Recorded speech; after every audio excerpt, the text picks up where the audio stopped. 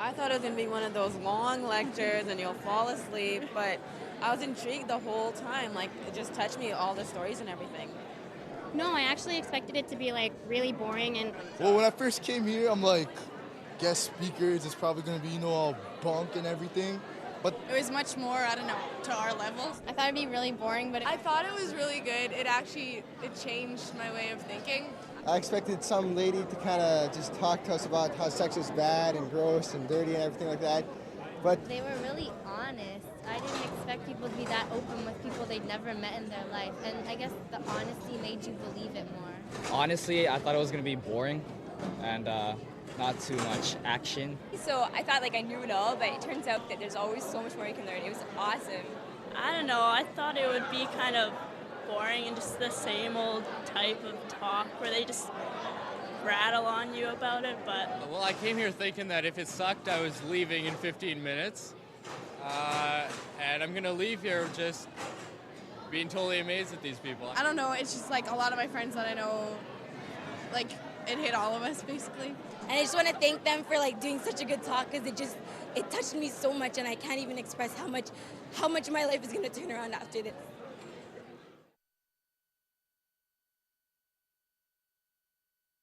Thank you, guys. Thank you, guys. To get started, I need a guy volunteer from the audience. I need a big guy, big. Okay, you're pretty big. Okay, come on down. Yeah, that'll work. Come on down. Give him a hand. Come on up here. There you go. Now, what's your name? Luke. Good to meet you, Luke. Everybody say hi, Luke. Hi, Luke. Now, Luke, do you know what the talk is on today? It's on chastity. Yeah, I'd say it's a sex talk today. So since this is a sex talk, we've got to cover certain issues like how far it's too far to go with a girl on a date, and stuff like that. So what Luke and I are going to do is he and I are actually going to show you guys how far is too far to go on a date, okay? Now, and in order to do this, I'm going to be the guy, Luke is going to be the girl, okay? Now, Luke's not a very pretty girl, but that's okay. That's a good thing. That's a good thing.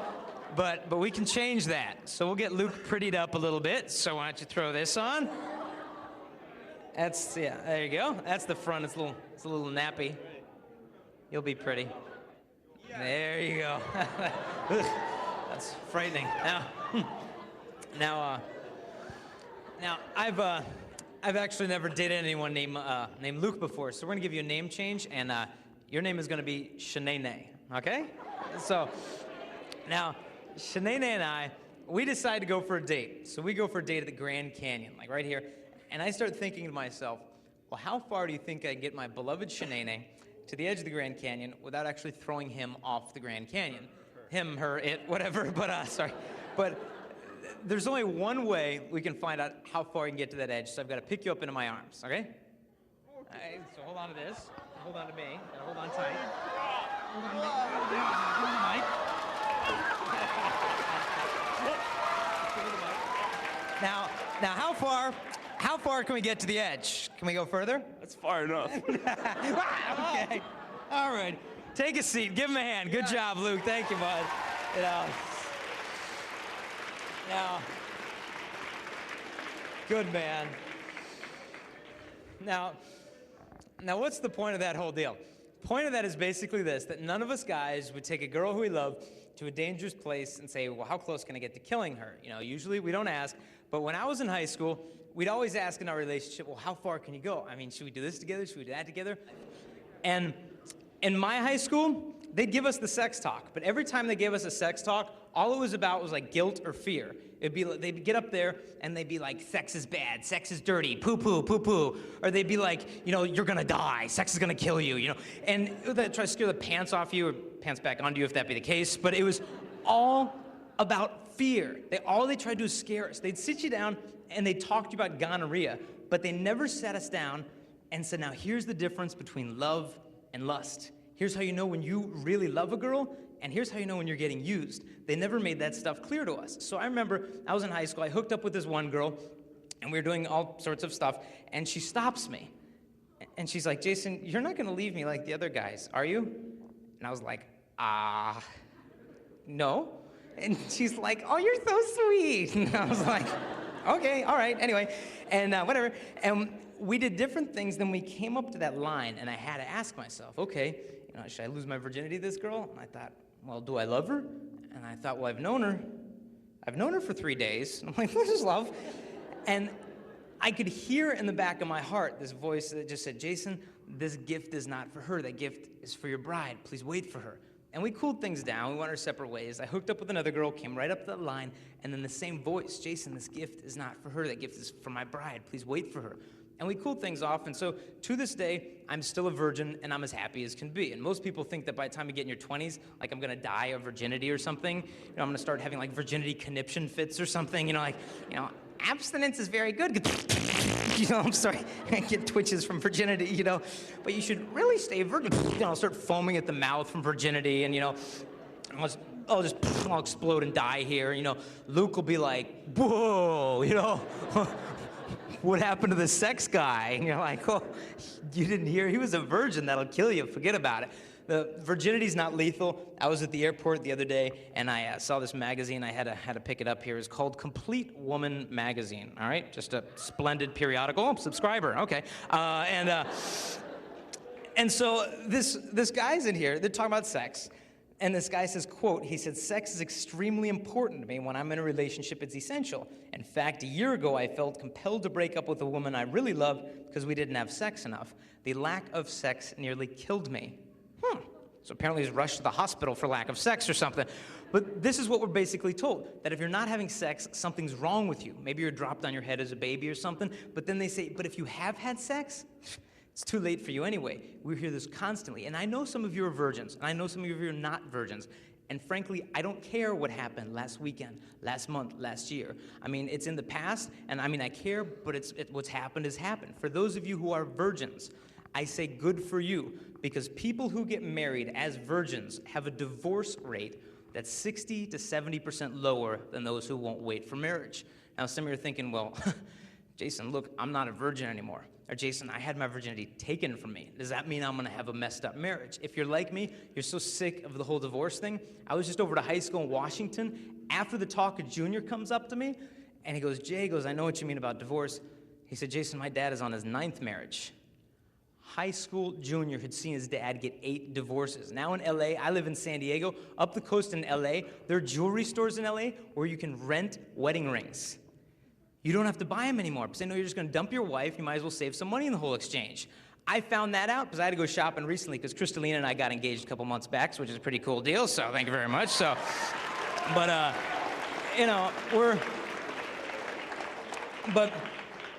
We're also sick of the whole divorce thing. So it starts to make a bit of sense. But what about everything that comes before sex? Can you do this on a date? Can you do that? Easiest way to figure it out is this. We're at this high school in Chicago. At the end of the talk, we did a Q&A. Guy raised his hand, and he goes, okay, Jason. He says, your talk was fun. He said, but can we get specific? I said, well, sure. And he goes, well, I want to know exactly how far I can go with my girlfriend. I said, well, that's a good question. What do you want to do with her? And he was like, uh-oh. I said, yeah, okay. I said, well, we're not in 3rd grade. We can be specific, mature. What do you want to do? And he's like, cool. He's like, can we do this and this and this and this and this? And he goes through this list of sexual favors. And I said, well, okay, we'll slow down. Pick one. And he's like, okay. He goes, I got it. He goes, oral sex. Can we do that on a date? And I said, well, I'm going to have you answer your own question. And he's like, oh, good. And I said, well, do you want to get married one day? And he's like, yeah, I'm going to get married one day. I said, that's cool. So I said, so if you're going to get married one day, I said, that means that your future wife, your future bride, she's out there somewhere right now, isn't she? And for the first time in his 17-year life, he thought about his future wife. And he said, yeah, she's out there, cool. And I said, but let's say she doesn't live here in Chicago. Let's say she lives where I live in San Diego. School's just getting out right now, so she's coming home from class with her boyfriend, who's a guy that you are never going to meet. And he's got his arm around your future bride. And he's saying, baby girl, I love you so much. I'm always gonna be here for you. Your eyes are so beautiful. And she's like, oh, you're so sweet. And he walks her home and he sits her down on his couch and he's like, hey, baby girl, you feeling fine?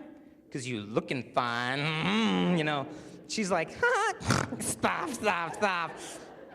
And I said to the guy, I was like, dude, I go, you know what's going on that couch, don't you? And he was like, yeah. And I go, that guy? I said, that guy, he's emotionally manipulating your future bride into giving him oral sex, trying to make her think that if she gives him that, he'll like her more when he's just using her more. I go, does that bug you? And the guy was like, ooh, gross. No, I don't care. And I was like, really? Does it bug you at all? He looked at the floor and he's like, no, I don't care. And I go, what if it was going on right now as we speak? That guy doing that with the woman who'll kiss your children goodnight. Does it bother you? The guy was like, the guy next to him in class was like, I'd be kicked off. And the guy's like, what? And I said, see, it's pretty easy. If you don't want some guy going there with your future wife, it's a good place to draw the line as well. And this is not a condemnation of any of us. It's a calling to all of us of a better and a deeper kind of love. And I'm not going to stand up here in front of you guys and say, you men in the audience, you guys have to be like me. Because it's a joke, it's a lie. If you're a guy and I'm a guy, we're identical. Look in your heart, same thing as mine. There's this desire to lust after girls, but then there's this desire to properly love a girl at the same time, and there is a tension. But I want you girls to realize the guys you're sitting next to, we've all been lied to about manhood. We're supposed to learn it from our dads, but a lot of us guys haven't seen our dads since we were 3. Some of us see our dads every day of the week, but we hardly even know the guy. No matter what our relationship is with him, we've been lied to at some point in the locker room that, dude, if you want to be a man today, dude, you gotta get some from the girls. Because if you get some with ladies, dude, you're the man. But think about it, get some from a girl. Getting some sounds like a couple of like 7th graders, and they sneak into a convenience store and they shoplift like Jolly Rancher candies, you know, and they're like, you know, and then they like run into the parking lot, they're like, you know, they run funny because they're all disproportionate because of puberty, they're like, you know, their feet are too big and their knuckles drag. And then, you know, they get into the parking lot, and then they hide behind a dumpster, and they pull the candy out, and they're like, I got a red one and a grape one. Whoop, a grape one. Did you get some? Did you get some? And you notice the same mentality. Dude, did you get some with that chick? Dude, you sexually conquered that girl? Because if you emptied of her innocence, you robbed her purity. Dude, you're the man because you emptied the girl. And we know that this is totally missing the point of manhood. I don't get my manhood by emptying a girl. I get my manhood by denying myself for love of a girl. But how is a guy supposed to sacrifice himself for a girl? Well, to be honest, the reason, honestly, why I always confused love with lust in high school is because the influence in my life back then of the pornography. And the thing is that when the teenage girls find out that teenage guys struggle with the pornography, it's not that the girls are all mad at us. They just feel sorry for us that we can't relate to women in a more interesting way. Because as a guy, the pornography as a guy is the perfect way for a guy to shoot his future marriage in the head. Because it trains me that girls, they're things to be used for my kicks. She's got to be constantly sexually available, physically flawless, and when you get done bored lusting after, you go to the next fantasy, and it's no big deal at all because you can judge the value of a woman by how much lust she generates in me. And we would laugh it off. And I'm sure there's some guys in the audience, and in their heads right now, they're thinking, dude, whatever, I got some porn on the internet, I got some Maxim magazines, it's not a problem, I'm not getting anyone pregnant. And while he laughingly tries to think it's not a problem, almost desperately try to convince himself, what happens to a young guy is he gets emasculated. Emasculation means that when a young man is robbed of the ability to be masculine. And pornography flips that backwards, so we men learn to sacrifice and empty the girls for the sake of ourselves, and we miss the whole point of manhood. And in high school, we would totally laugh it off. We're like, dude, who cares? I'm not getting anyone pregnant. It's all good. I'm not killing it. I'm not hurting anyone. We'd have no clue what we were looking at. You know, Pamela Anderson, the big supermodel for, out in Los Angeles, you know when she first posed for Playboy?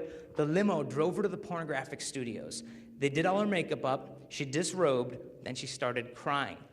She finally pulled herself together. They redid the makeup around her eyes, and they took the nude photos. That when you're looking at porn, you're not looking at just some naked body. You're looking at the corpse of a woman's heart. But we would laugh it off, saying, dude, I'm not hurting anyone. We don't realize how much we're hurting ourselves. You know, Maxim magazine, it's a new smutty magazine they have for guys. You know, Maxim magazine has paid computer companies up to $20,000 a pop to generate fake cover models. I'm not saying she's airbrushed. Her legs are fake. Her face is fake. Her breast is fake. The whole woman is completely computer generated. So we as guys are trained to expect our wives to live up to this impossibly perfect fantasy. And where does this leave our brides one day? Come with me from San Diego is my fiancée, Crystalina, so please give her a warm welcome. Come on up, hon.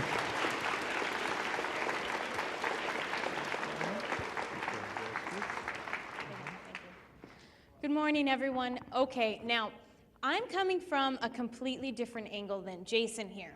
When I was about a sophomore in high school, I had my first serious relationship. And after a while of dating, we thought we were in love and everything was great. And slowly, we started to get very physical. And slowly, the pressure started to set into the relationship. And he said, well, girl, if you really love me, if you truly love me, you'd prove it to me. You'd show me just how much you love me. So I needed advice. So I went to my girlfriends and I said, well, he kind of wants to do this with me, and he wants to do that. And they said, well, if you aren't doing this with him, and if you aren't doing that with him, then I mean, well, what's wrong with you? Everybody's doing it. You love him, right? And I thought, well, yeah, I love him. They said, well, then what's the problem? So at the age of 15, I lost my virginity, thinking it was going to cause this huge, great emotional bond between us. We are going to be on cloud nine and so in love. And in all actuality, it eventually destroyed any love in the relationship, and all respect was just thrown out the window. Because if I couldn't even respect my own body, how was he supposed to respect it? And after a while of dating, it seemed like he didn't want to spend time with me anymore. He was basically spending the time with my body. Now, when a girl is being used, she knows it. She knows it in the depths of her heart. She may deny it, she may ignore it, but she knows it, and I knew it. And after a while, we were constantly fighting. He was cheating on me, and we broke up and went our separate ways. Now, I will never forget the day when he walked away from me for the very last time. And as he walked away from me, all I could think about was that guy's taking something with him that never belonged to him in the first place. But I can't get it back, right? What's the point? It's already gone. So there I was in the cafeteria talking with my girlfriends. And I came to this conclusion, okay, if a guy can date me for about 6 months without sleeping with me, then he must love me. Then I'll sleep with him. And I think now 6 months, 6 months is the price that I put on my body. If he gives me just a little bit of that time and just a little bit of that attention, that's the definition of love. And I carried this mentality all through high school. He was the first guy that I slept with, but he wasn't the last, because it starts a vicious cycle. And after a while, I was pretty deep into it. Now, I'm not standing up here pointing my finger at you guys, saying, you guys, you're the problem. No. I happen to believe that you guys will be as much of a gentleman as we ladies require. Now, I wasn't acting like a lady back then, nor dressing like a lady back then. Therefore, they didn't feel the need to rise up and act like a gentleman around me. And what seems to happen sometimes is that girls will give guys sex for the sake of getting the love from them. And guys will give girls the love for the sake of getting the sex from the girls. And it can go both ways. Now, with this lifestyle, I got into the partying, I got into the drinking, I got into the clubbing. You name it, I was into it. And granted, at the time, yeah, I thought it was a lot of fun. It was very attractive, and I know what that's like. But I also know what it's like to wake up the next day when that party's over, when those friends are gone, and when I was there by myself. And I remember waking up thinking, I can't believe I did that last night. I hope I don't have to see his face in the hallway at school on Monday. What if he tells everybody what we did last night? What if I'm pregnant? What am I going to tell my mom?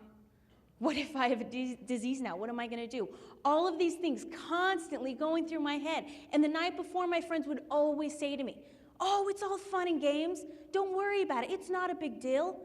But I can promise you and stand up here today and say, the next morning, the fun and games was over. And I woke up hating myself, and I woke up with nothing but disgust and regret. And I knew deep in my heart, it wasn't worth it.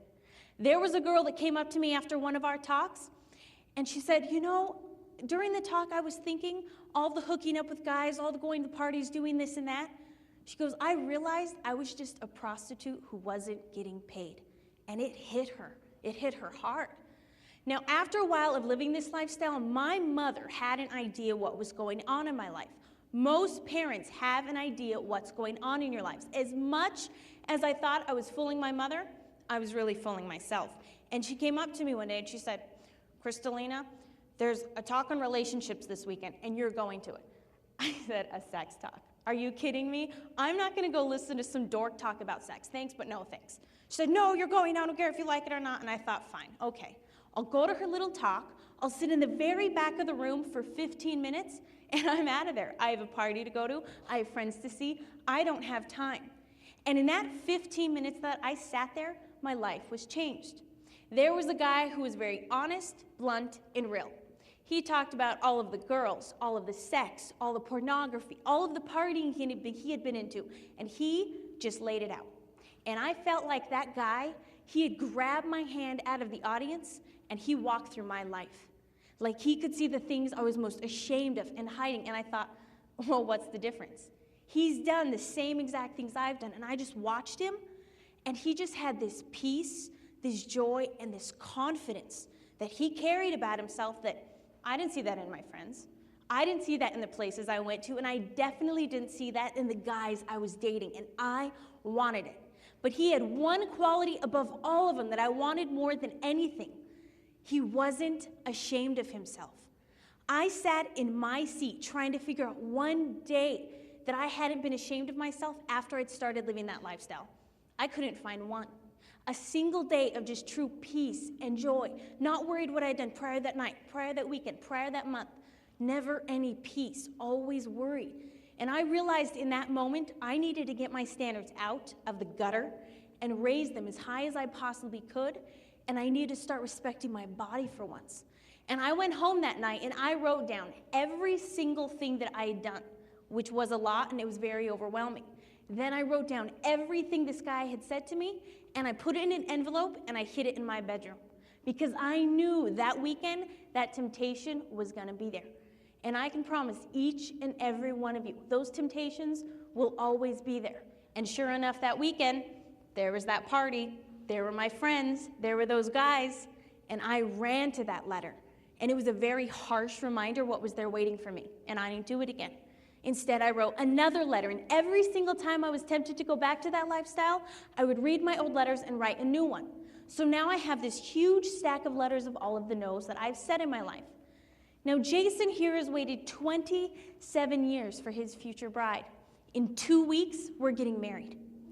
I can't stand up here and say, on those Friday nights, on those weekends I was out partying with my friends, I held myself back for love of him. That I was respecting my body for love of my future husband, because I wasn't, and that's a lie. And I can stand up here and I can look in your eyes, all of your eyes. But every day for the rest of my natural life, I will look into those eyes. And it tears me up that I allowed someone to rob him of a gift that was meant solely for him and no other. Now, Jason knows everything I've done in my past. He knows it all and he accepts it all. But he loves me for the person that I've become, and that's what matters most. But when I turned my life around, a lot of my friends, they didn't get it. They thought it was some big joke. They just constantly made fun of me. They're like, well, what are you, a prude now? What are you too good for us? What's your problem? They just couldn't get it. And they were just constantly making fun of me. And I went home one day and I told someone what was going on. And the best advice they could give me was, oh, don't worry about it. Just ignore it. You're doing the right thing. Well, I tell you today, if anyone makes fun of you for living out a lifestyle of chastity, of purity, of respecting your body, and you get made fun of for that, you remember it. You remember every single word they say to you. Go home, make a book of it, write it all down.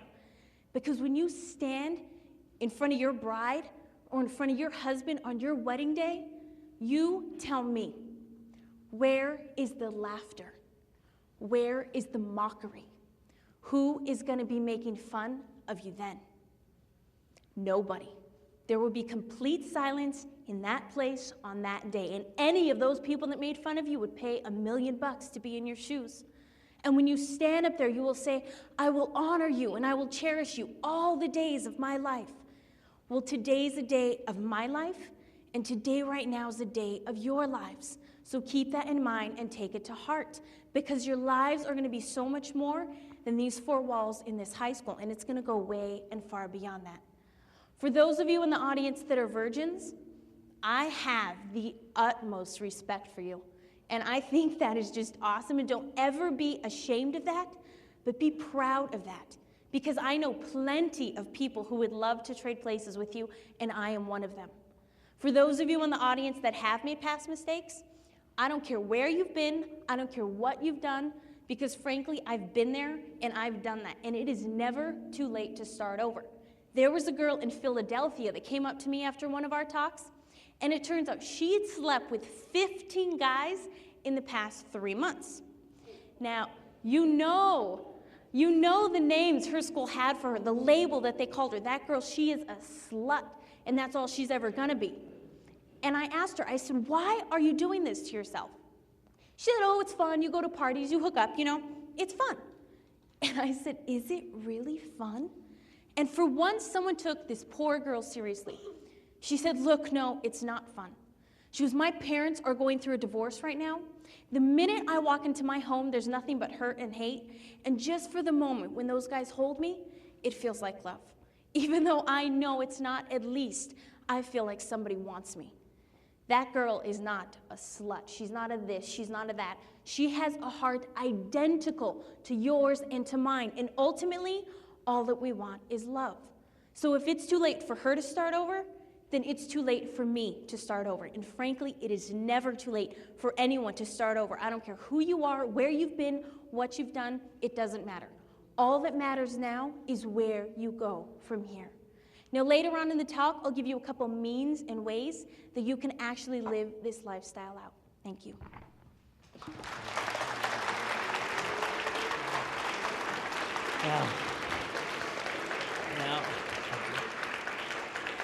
Now, as you could probably imagine how grateful I am that she started waiting for me, and she was afraid if she left those guys who were cheating on her, who were physically abusing her, emotionally abusing her, she was afraid if she left them, she'd miss out on love. But the only way we would have missed out on love is if she stayed with these guys who loved sex more than they loved her, just staying in these relationships, blindly hoping it's going to improve. But she had that respect to step out. And when I met this girl, she was free. She wasn't just available. She was free, confident, independent, pure, mature, and it was just wildly attractive. And I think with girls long for love. Everyone wants love. But I think sometimes a girl may want love so much, she can shoot herself in the foot. And it happens different ways. Like one way is like if a girl goes from relationship to relationship to relationship, and never sit still. My brother and I, when we were kids, we played this game called lava, right? You take all the cushions off the couch, and you throw them on the floor, and you have to jump from cushion to cushion. You jump on a cushion, you jump on the cat, you jump on a cushion. Yeah, you still play? Okay. You can't step between or like you die. And unfortunately, some girls date like that, where they go from boy to boy to boy to boy to boy. By the time the girl gets to college, she has no clue who she is because she's defined her whole identity by the boy she's been clinging to for emotional security. Maybe she confuses their physical affection with love. Maybe she's looking for love her dad never gave her. But either way, a girl needs to find her independence as a woman. Then she can receive and give the kind of love that she's been longing for. But the number one way, from a guy's perspective, that girls ruin their chances of getting real intimacy is if a girl thinks that dressing modestly is a joke. I'll admit, I'm a guy. I don't know the pressure you girls are under to look and eat and dress a certain way. I mean, we were watching TV a while back, and a Barbie doll commercial came on. So I was like, dude, I have to get that Barbie. So I went to the store and got the Barbie. Shut up. Yeah, I've got issues. No, this is, I don't remember her name. It was like Botox, collagen, silicone Barbie or something. But, girls are told from the ages of 3 and up, behold womanhood. You too can be a woman, okay? Just eat 3 croutons a day, all right? You dress like a collection of body parts, and girl, you're going to find love. And so what does every beer commercial, every billboard basically tell women about their bodies? It basically tells girls you're too fat. You're too skinny. You're too fat and too skinny. You're a real piece of work. Just constantly, girls are told your body is trash. Hate your body. 5 minutes later, they tell you worship your body. And during that confusion and a girl's sincere desire to find love and be found beautiful, she may look at Cosmo and 17 magazine and thinks, well, that's a cute outfit. Maybe if I dress like that, I'll meet a nice guy and maybe we'll find love. Well, it sounds like it makes sense, but what happens is this. If we guys are very visual when it comes to sexuality. And if we see a girl walking down the street dressed like this, let's say she's got one of those new short skirts they have that you can mistake for a wide belt, you know what I'm talking about? They're like belly buttons sticking out, and her top's made of saran wrap or whatever this is, and spaghetti straps. And we see her walking down the street. we think that she's trying to tell us, like, hey, boys, the greatest thing about me is my body. And we'll look at her and we'll be like, I agree, you know, that's a nice body. But if her sexual value is the first thing that draws me to a woman, I might think that that's the best thing she has to offer. Forget her friends and her dreams and her family. I want to get to know the body. And a guy might say or do whatever necessary to get access to her body. And if she gives him access thinking, oh, maybe he'll like me more, usually what happens is the guy loses respect because he gets bored. He moves on, and she's left there thinking, well, maybe if I'd been skinnier, he would have liked me more. Maybe if I'd done more with him sexually, he would have stayed longer. He might not have stayed longer, but he would have used her longer, but her heart's made for better kind of love than that. And guys get used too. We all know the pressures go both ways. But with modesty, I'm not saying like girls, you know, I want you to look as ugly as physically possible. You know, I don't want you girls like show up at your prom, like with this, you know, this huge dress on, and your boyfriend sees you, he's like, modesty, you know, wow, you know, girl, you're looking good there in your shapeless plaid ankle-length jumper, you know, hey, you know, that's a nice potato sack, you know, stay home. I mean, modesty does not mean a girl tries to look ugly. It doesn't dampen down your allure. Modesty means a girl takes the beauty of womanhood and uses it to teach men about her dignity. Because I tell you, I never knew how to treat a girl till I dated one in college who dressed modestly, and it was captivating. Because you could take her seriously as a woman because she wasn't trying to constantly make boys gawk at her body so she'd feel secure. And she had a good figure. She could have dressed like, hey, boys, check it out. But the way she dressed said like, hey, boys, frankly, I'm worth waiting to see. And under that humility was something radiant you could not get bored with because that girl had that deeper reverence for herself. By the way a girl dresses, by the way a girl dances, you can tell if she wants you to treat her like a gentleman or not. And as Crystalina said, a guy will be as much of a gentleman as a woman requires. And I'll grant you girls, you have the power to turn a guy's head, but you also have the power to turn a guy's heart. I'll put Barbie away for now. Whoa, sorry, she's okay, she's still smiling. But girls, it's funny lately is we have to do all this traveling, and they've got all this increased airport security, so we have to go through the x-ray machines, right? And in my little laptop case, I have to carry like a Barbie doll. I've got like a blonde wig back here, and you got to go through the x-ray machines, which is really pleasant. And we were going through Chicago. There's this guy sitting there, and we go through the x-ray. I put the bag on it, starts to get sucked through. Here's the guy behind the x-ray. He's like, and he's like, huh? And then he pauses it. And his friend's over here doing a little wand x-ray, and he's like, hey, come here. And his friend's like, wait. Comes over, it's like, check it out. He's like, tink, tink, tink. His friend's like, I'm like, okay, back to security. And they press play, comes out, and I'm like, just give me my bag. And I give my Barbie, and I go to grab it, and they're both staring at me. What do you say to them? Do you say, oh, the Barbie, the wig? Yeah, I need that for work. What kind of work do you do, you freak? But they let me on the plane, so that was cool. But girls say, well, Jason, if I can't dress sexy, how am I going to make a guy like me? I mean, can I flirt with boys? And I think it depends what you mean by flirt, because it means different stuff. Like for me, when I was in second grade, if I liked a girl, I'd throw a rock at her. It's just, she's hot, poof, I'm making progress, her welts are going down. But then girls do it different. Like all y'all girls in here flirted like this in the 4th grade. Don't even tell me you didn't. You'd see a cute guy, and you'd be like, oh, he's so cute. And you get with your friends, like, oh, he's so cute, what should we do? And your friend's like, oh, I know. Let's give him a note. Oh, that's good, a note, yes. You rip out a sheet of loose leaf paper, get your crayons, your sparkly markers you girls have. And you're like, oh, do you like my friend Shanae? Yes, no, or maybe. It's like a survey. You give him a crayon. He's got to fill it out. Yeah. Then what happens is you girls got to 7th grade. Got a little more sophisticated with it. You'd see a cute guy in 7th grade, and all you girls would be like, oh, he's so cute. And you get to, oh, he's so cute. What should we do? And your friend's like, oh, I know. Let's give him a note. And your friend's like, it's so immature. You're not slow. You're special. And they'd be like, and the other girl would be like, oh, I know. How about when you're leaving class, I'll shove you into him. Oh, that's good. Shove me in him. Yes. Some of you still doing this? That's okay. That's all right. Just one day at a time. That's fine. You're not slow. You're special. But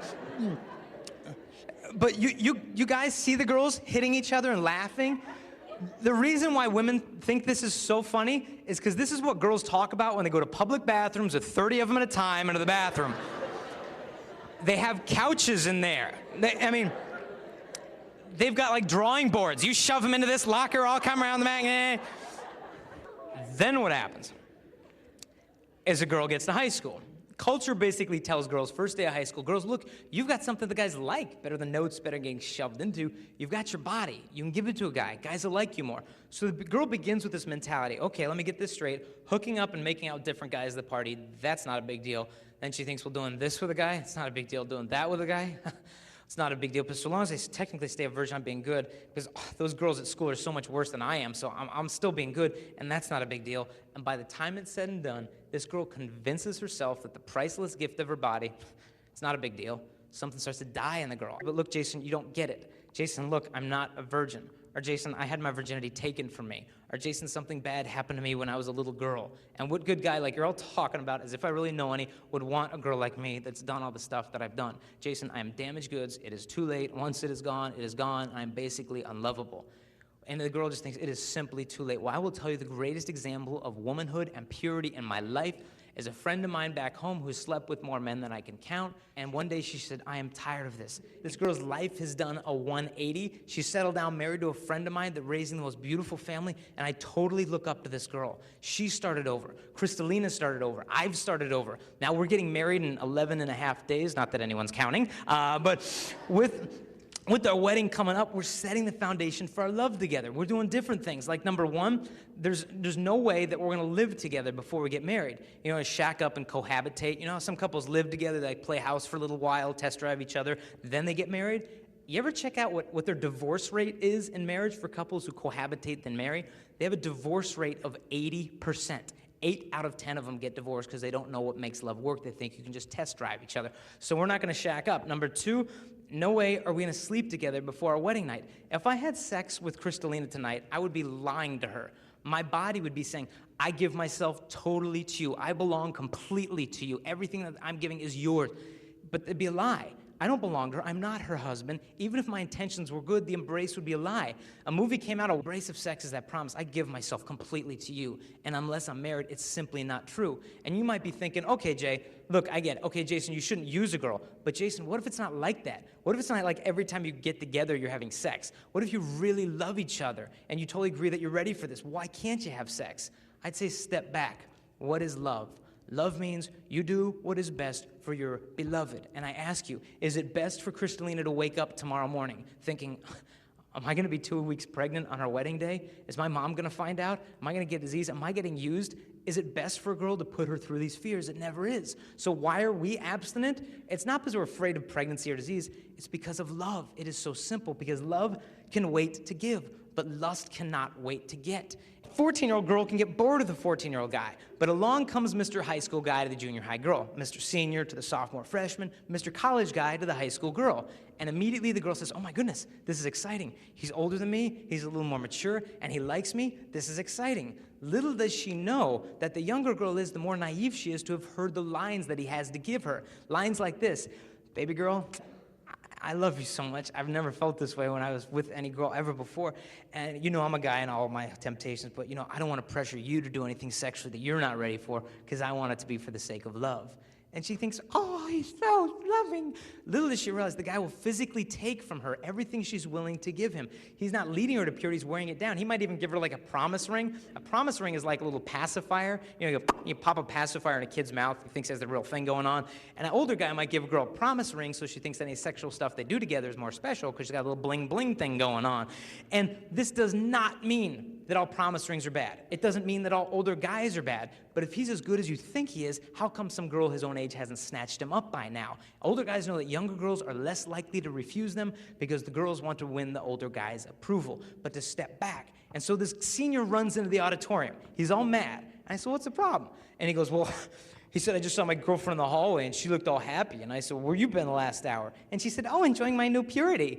So I came in here to see what the heck happened to her. And I said, well, you can sleep with her again. Just marry her one day. And he's like, and I go, well, isn't she worth waiting for? And he goes, no. It is the love test. And only when love is put to the test can its value be seen. So have the courage to apply it. How can you actually live this lifestyle out? A couple of things. The first and foremost, for those of you that are in a sexually active relationship, to take the sex out and really see what your relationship is based upon. Because if you take the sex out, it will give you the clarity of mind to step back and say, okay, is this love or is this lust? Are they using me? Do they really love me? What's going on? And really put your love in the light and see what it's made of. Because if you take the sex out and you end up fighting and arguing, you end up breaking up, you're probably better off without that person to begin with. But if you guys end up staying together, what peace of mind knowing that that person is in it for you and not what you're giving them. That they love you as a person and not what you're doing with them. That is peace of mind right there. So to have the guts and courage to take it out and see what it's made of. The second thing, right now Jason and I, we're training ourselves in faithfulness. Chastity trains you in that faithfulness. Because one day when we're married, I'm just going to be 9 months pregnant, ready to go, and Jason is going to be at work. And he might have some cute little hot secretary now. Do you think the same temptations won't be there just because he has a ring on his finger? Of course not. They're still going to be there. But the thing is, he's trained himself in faithfulness now, so within marriage, he can be all the more faithful to me. So to train yourselves in faithfulness. And I know a lot of you are dating right now, and realize most of you right now is dating someone else's future spouse. To guard that person, protect that person, as you would want your future spouse guarded and protected in the same exact way. Now, when you date someone, to raise your standards high. And I know a lot of people say raise your standards high. When I say that, never have to lower yourself to date anyone. And I know a lot of people do that. And you know when you do that. But to keep your standards high, because everyone in this room, no matter where you've been, what you've done, you are worth waiting for, and you deserve the best. And if that person doesn't want to wait for you, they're always pressuring you this or that, frankly, they're not worth you, and you deserve better than that. So to set your standards high.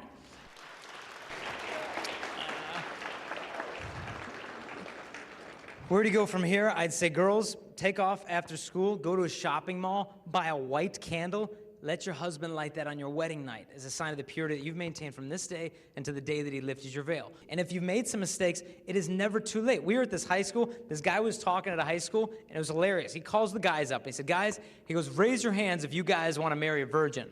And all the players and all the jocks were, yeah, I want to marry a virgin, yeah. So all the guys had their hands up. And he's like, okay. He said, keep your hands up. And everyone's like, yeah. And he goes, ladies, I want you to look at the guys. And the guy's like, uh-oh. And they said, oh, girls, look at the guys. And next time any of those guys pressures you to do anything sexually, I want you to remind them how important purity is to them. And the guys were like, oh. And he's like, no, keep your hands up, to realize that purity is attractive. And you might be thinking, Jason, look, I'm not a virgin anymore. But ask yourself, am I just a date or am I a soulmate? Am I just a for now girl or am I a forever girl? It's never too late. I know a girl who got abducted in Texas. A guy did disgusting things to her. When he was done with her, he threw her in a latrine in Southern California. Construction worker came, looked in the latrine. The girl's up to her neck, shivering in the human waste.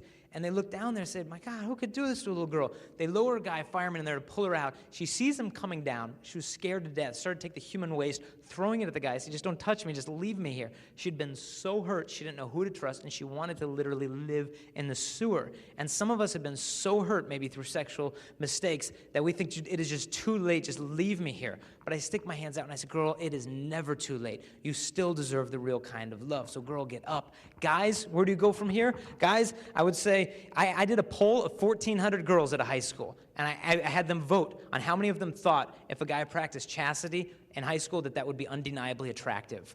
1,400 of the 1,400 girls said, yes, it is undeniably attractive. It's tough. We were at this high school. They had the best high school basketball team in the country. And after the talk, the center of the basketball team comes up to me. He's like 6'10". And he walks up to me and he's like, can we talk in the back? And I'm like, yes, sir, yes. And I went back somewhere. I said, what's going on? And he goes, honestly, man, he goes, I've been with so many girls. He goes, I've done so much stuff. And he goes, I knew every time I was killing her, but she wanted it. I wanted it. Half the time you're drunk, so you can just blame it on the beer. But he goes, dude, how do you start over when you've been where I've been? He goes, I want to learn faithfulness before I meet my wife. I don't want to give her all my memories, diseases, baggage. He goes, I want to give her a clean heart. How do you get that when you've been where I've been?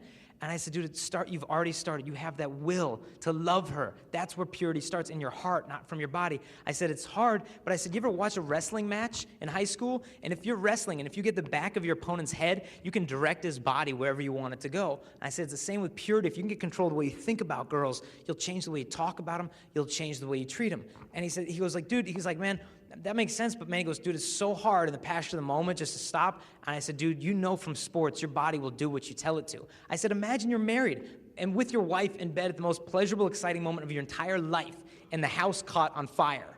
What would you say? Would you be like, oh no, it's too powerful. I can't say no to sex. We're gonna die. No, you'd get your Snow White butt out of bed, save the kids, get on the front lawn, because your body will do what you tell it to. So don't wait for the girl to stop. But the greater feeling of responsibility you have for her, the more real love there is. And I will grant you, this lifestyle is hard. Now, we've been able to explain certain things today, but the one thing I know we can't explain to you honestly is the peace and the joy that come from chastity. It's worth more than all the pleasures of the world. And there's so much peace, and that purity will be your super glue. You will have romance without regret, and you can fall in love for the right reasons. You guys have been an awesome audience. We love you very much. Have a wonderful life. Thank you.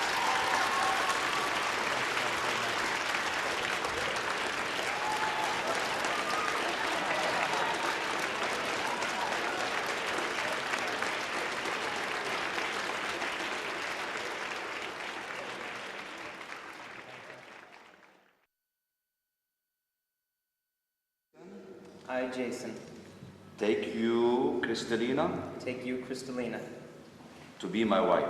to be my wife. I promise to be true to you I promise to be true to you in good times in good times and in bad, and in bad, in sickness in sickness and in health. and in health. I will love you I will love you, and honor you all all the days of my life. the days of my life. And you repeat after me, Crystalina. I, Crystalina, I, Crystalina, take you, Jason, take you, Jason, to be my husband. to be my husband. I promise to be true to you I promise to be true to you in good times in good times and in bad, and in bad, in sickness in sickness and in health. and in health. I will love you I will love you and honor you and honor you all the days of my life. all the days of my life.